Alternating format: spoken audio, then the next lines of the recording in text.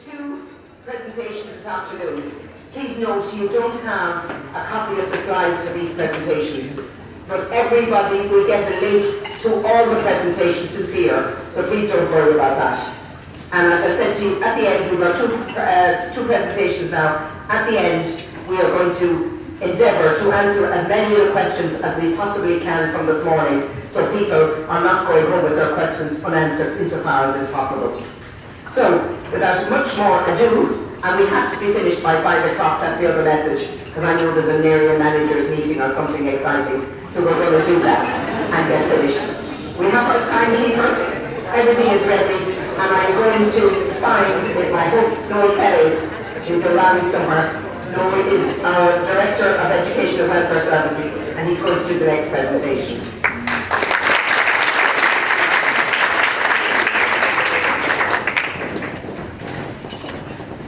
Thanks, Noel, and good afternoon, everybody.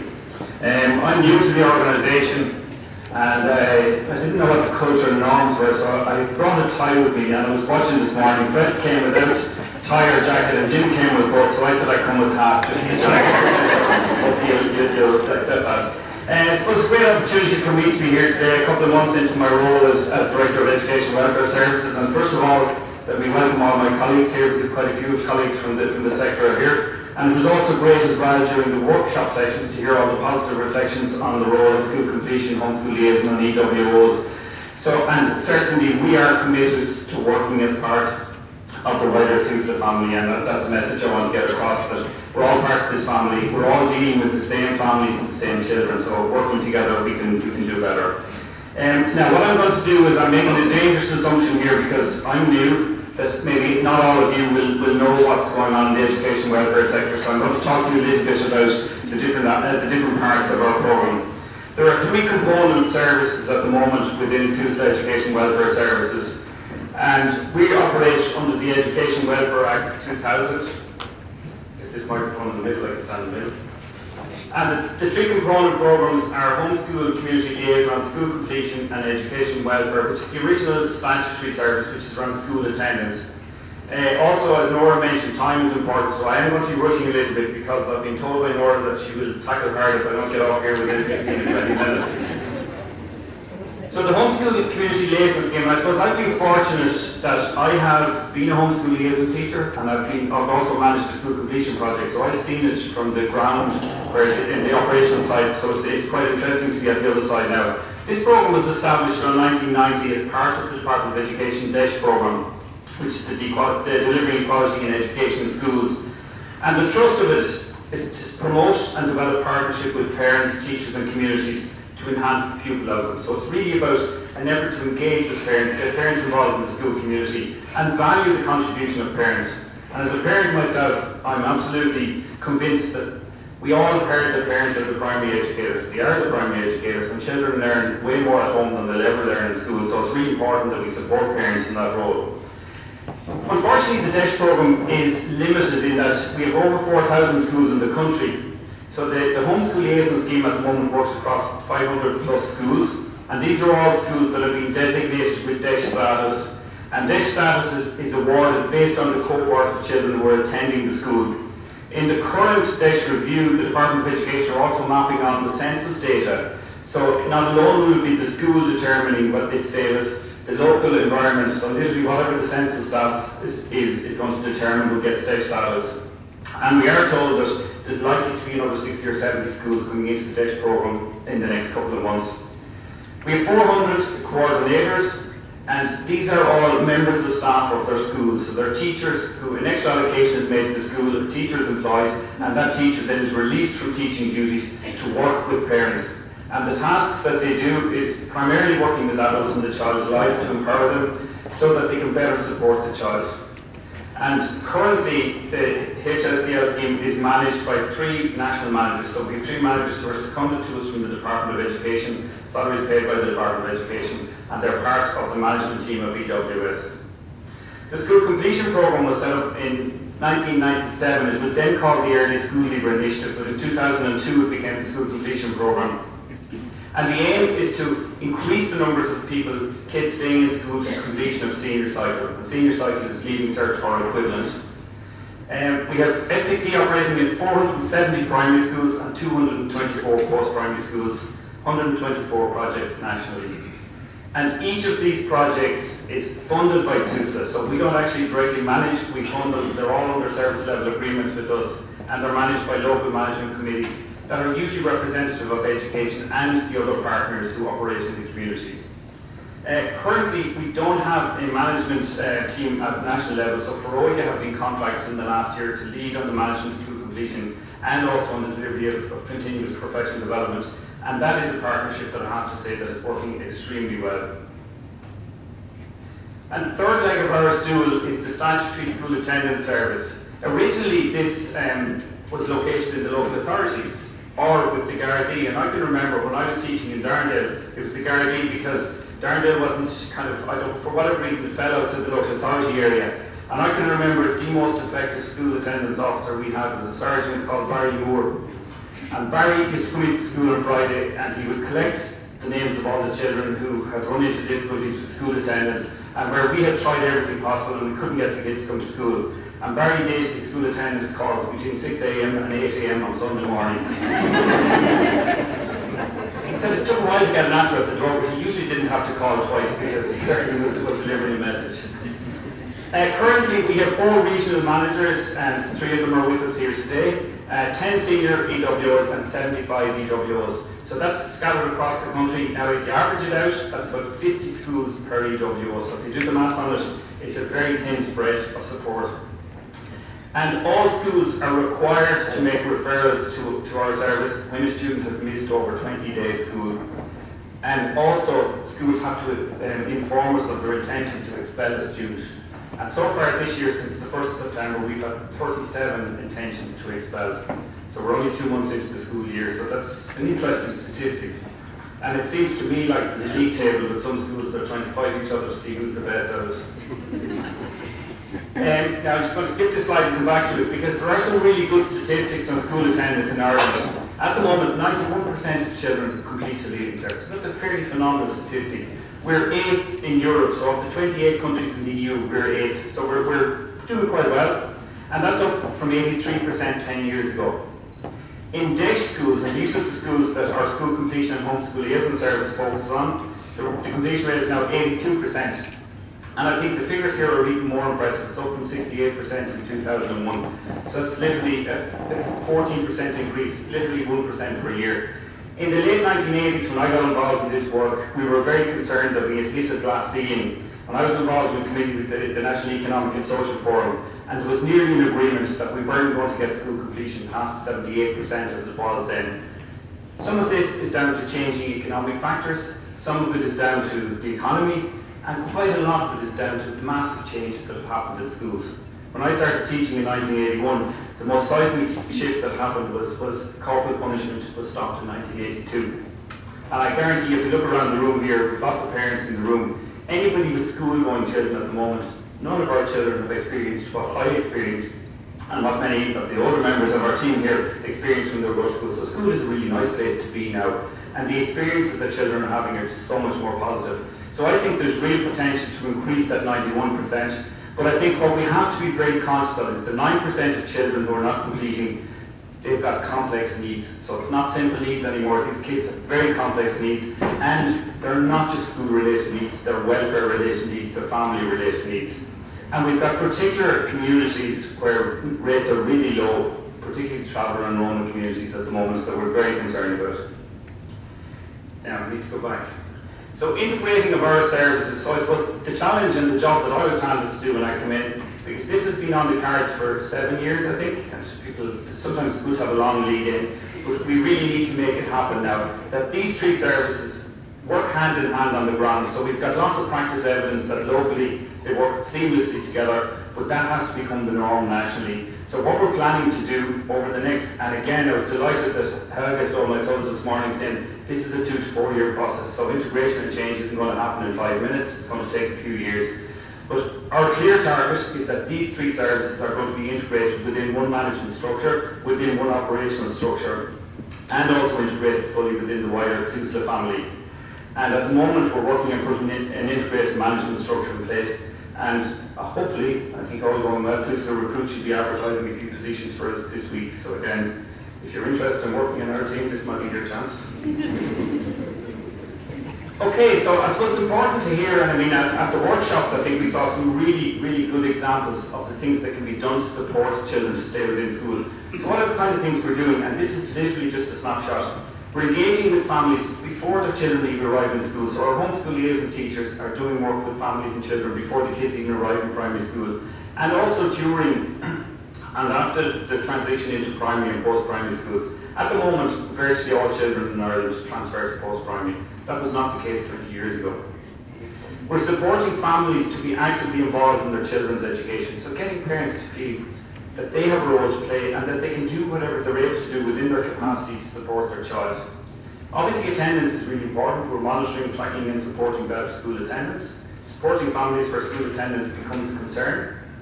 And we do implement the school attendance legislation where necessary. So my colleagues are in court regularly. In fact, only last Friday, I think Brian, one of our colleagues here, had 6 cases in court. So we do unfortunately have to use the legislation occasionally, but it's our preference not to have to do that. And through our school completion programme, we're providing a range of before school, in school and after school support for the most at-risk children. And one of the new targets we have for next year is every school in the country has been requested and required to submit a school attendance strategy by September 2017. So this means schools are going to have to put on paper what they are doing to support attendance. When I started teaching, the sense was that the school attendance service, EW service, was responsible for promoting attendance. The reality is it's schools' responsibility and we're there to support them. So I suppose in the wider service structure, and I mean, the good news here is that, and Mel has been a good news story for us, that by the end of 2017, we anticipate that all homeschool liaison and school completion staff will be trained in Mel. Quite a few of them are trained already, and more are lined up to be trained in the coming months. And many of our homeschools and some school completion staff have already led or participated in MELs, and if you were at the workshops, you would have seen an example of that. And generally, as I'm going around the country meeting people, there's very positive feedback on both the MEL training and the engagements with MEL. But I suppose in the area where I worked, and I was talking to Paul, my colleague who's leading on MEL in our area, we have to be very careful to restrict the number of MELs we have, because we are tapping into the same people. And I know where I worked, we could hold 100 MELs every month and still not get to the end of the list. So it's about being very clever on identifying the families where MELs are the right choice of intervention. And previously, some of my colleagues were involved in developing a very similar approach called One Child, One Team, One Plan, which again is very similar to MEL, so people have some experience in this already. And I suppose at management level in the Education Welfare Service, we're working hard to embed the service across Tusla. And I am committed, and once I get more staff on board, we will be participating in pretty much anything that's happening in Tusla. So we are part of the family. We know that when an organisation comes together like Tusla, and there's lots of moving parts, it's hard for them all to get equal status, but certainly we're in there and we want to be in there. I suppose one of the things I was asked is just to talk about positive educational outcomes, and I just want to share with you what I've been working at for the last 10 years. I developed and implemented and led a programme, and Helga would have been central to this because she did quite a bit of work with us, where we tested an evidence-based support for parents. So in the Dublin 17 area, we supported parents who were pregnant, and they chose to join a programme, and they were randomly assigned for intensive support or for light support. And the intensive support was coaching parents in the whole area of child development and parenting. And we coached the parents from pregnancy right up until their child started school. And the results we got were pretty phenomenal. And this is delivered by parents, not delivered by professionals. This is what the parents delivered with their children. 10-point IQ increase when children start at school. Again, this is pretty significant. And I mean, one of the things that people are concerned about is that you cannot move IQ. In fact, you can move IQ. When the children start at school, the children who were in the families that participated in the program, only 2% of those children were exhibiting behaviour problems when they arrived in school, compared to 17% of the comparison group. Obesity, which is again a very national issue at the moment, 23% of our program group were obese versus 41% of the comparison group. And nationally in Ireland, I think the figure is 25%. So this is one of the most disadvantaged communities in the country. So it shows what can happen if parents get the right support at the right time. And the key drivers were positive home learning environments with appropriate learning materials. Less televisions, less computers, less gadgets, more practical toys and books. and well-established routines. And I was delighted to hear earlier somebody was talking in one of the cases about children getting adequate sleep, because I was fascinated when we did our needs-based research. We asked parents of 4-year-olds who decides when your 4-year-old goes to bed, and 65% of parents said a 4-year-old. So what 4-year-old is able to determine when it's time to go to bed? So by changing very small things in the household and supporting parents to, in their parenting role, it can make a massive difference. And I suppose what I'm really excited about and watching this, I hope I live long enough to see it, I want to see these kids into adulthood to see, are these changes sustained? So why should TUSLA promote positive education outcomes? Well, if you go onto the website and you just look in the first few pages, you will see why. We're the Child and Family Agency dedicated and responsible for improving well-being and outcomes for children. And we're responsible for ensuring that every child in the state attends school or otherwise receives an education, and for providing education welfare services to support and monitor children's attendance, participation and retention. And I'm coming very close to the end now, Nora, in case you're getting your heels sharpened there. Prevention is more costly, is more cost effective than late intervention. I'm glad to see that you're all listening. And I think one of the guys who has driven our work, and some of you may have heard about a guy called James Heckman, he in fact won a Nobel Prize for economics, and most of his work has been on tracking children who were in the early Head Start program in the US in the 1960s. He has tracked them now into their 40s and 50s, and he does a report every 2 years on how they're doing. And he has an equation which says invest plus develop plus sustain equals to gain. If you skip any of those steps, you don't get the gain. And really investing in education and development resources for disadvantaged families to provide equal access to successful early human development. So it's really important, and I'm delighted to see the emphasis I'm hearing today, the emphasis that's there on prevention and getting in really early. If we wait until the child is 15, we've missed 14 years and 9 months of opportunity. We have to nurture early development of cognitive and social skills in children from birth to age 5. That is a critical period. We all know from brain science at the moment that 70% of brain development is happening by age 3. We have to sustain early development with effective education through to adulthood. So this is really what we're about, keeping those kids engaged in education and involved in education. And what do we gain from that? We gain a more capable, productive and valuable workforce that pays dividends for generations to come. And you can see Heckman is about economics and he's about workforce, but we're also gaining a better country, a better community. So in summary, and this is my final slide, EWS is a crucial part of the TUSLA approach. The integration of services is central to what we're about, and certainly we're integrating within our service, but also across the wider TUSLA family. And it is important that all TUSLA staff see the importance of education as a preventative strategy to avoid poor child outcomes. And again, it's quite interesting in listening to the medical examples, most of them are about getting the child back to school and keeping them in school, because once the child's engaged in school, lots of other positive things happen.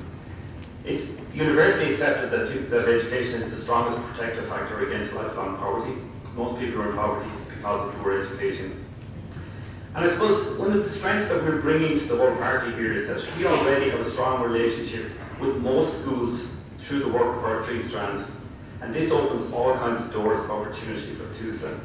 We know that in relation to Mel, maybe a trick has been missed in relation to getting engagement at the higher level in the department. But I think at ground level, and people are certainly saying this to me, that people at ground level are interested in children and just want to get on with it, so that engagement is happening.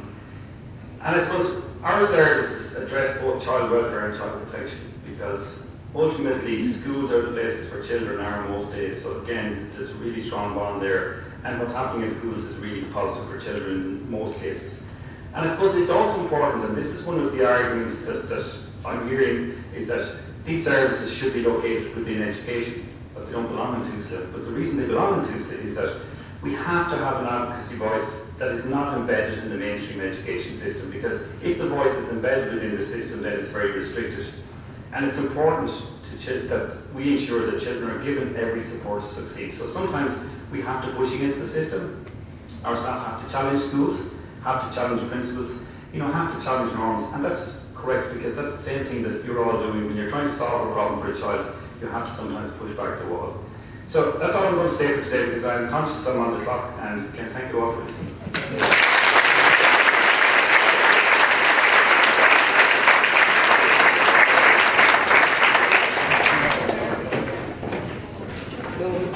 Thank you so much.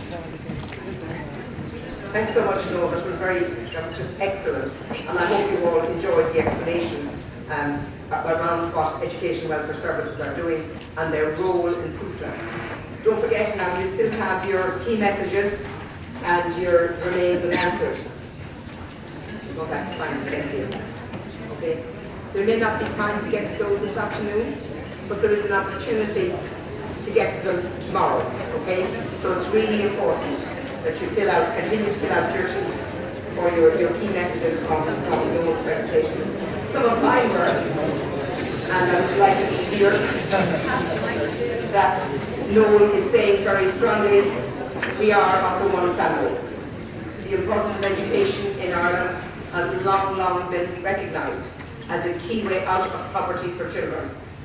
Only one route, there's other things that we need the state to do for children whose families are disadvantaged or in poverty, but education is one, a key one. And most of the children who are coming into our care late in their childhood life, 15 or 16, and not doing well in the care system because of that, are already out of school.